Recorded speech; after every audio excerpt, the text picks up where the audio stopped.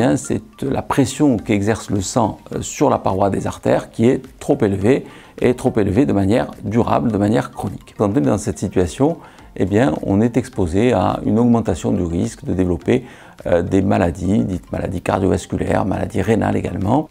Alors il faut retenir de tout ça un message optimiste, parce qu'en effet, on dispose de moyens thérapeutiques qui sont capables, grâce à l'abaissement durable de la pression artérielle, de s'opposer à ce surrisque.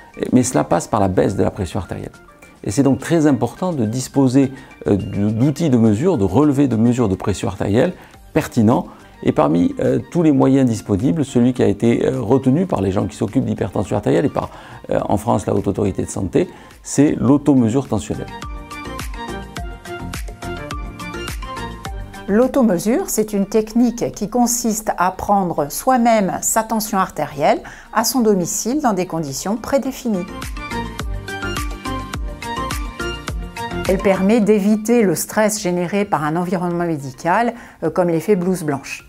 Cette technique permet de confirmer le diagnostic d'hypertension artérielle, d'évaluer l'efficacité du traitement et de mettre en place une surveillance des chiffres tensionnels. En concertation avec votre médecin, vous devez l'effectuer une semaine avant la consultation pour évaluer votre hypertension.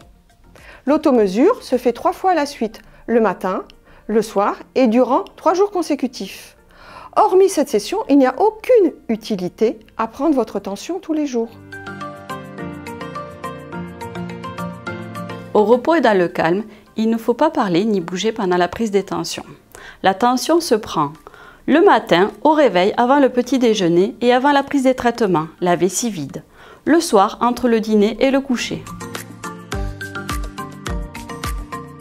La position est assise, que l'on prenne la tension au poignet ou sur le haut du bras, à droite ou à gauche. Quel que soit le type d'appareil, il doit comporter la norme CE et être placé directement au contact de la peau.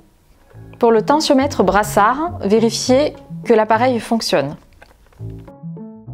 Installez le brassard à 2 doigts au-dessus du pli du coude, fil vers le bas.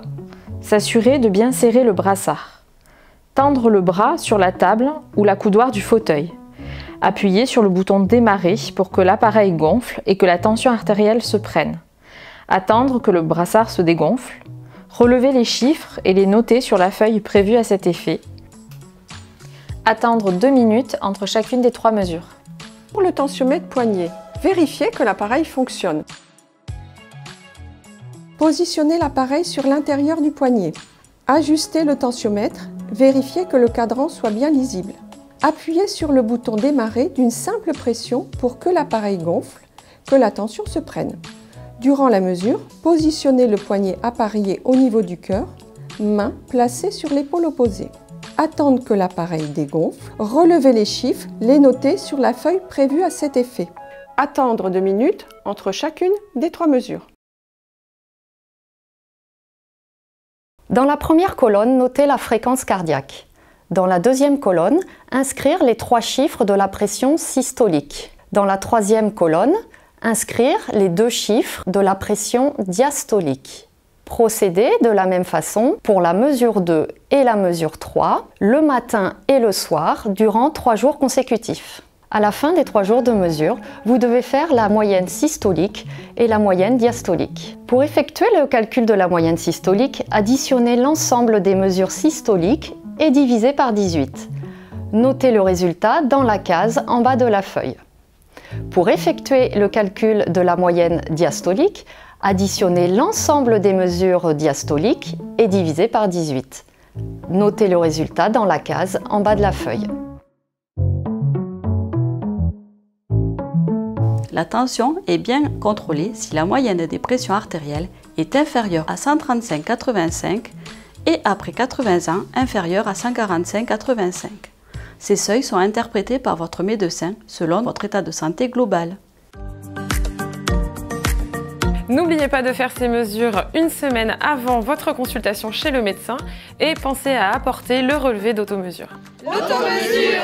C'est le premier pas pour devenir acteur dans la prise en charge de son hypertension artérielle.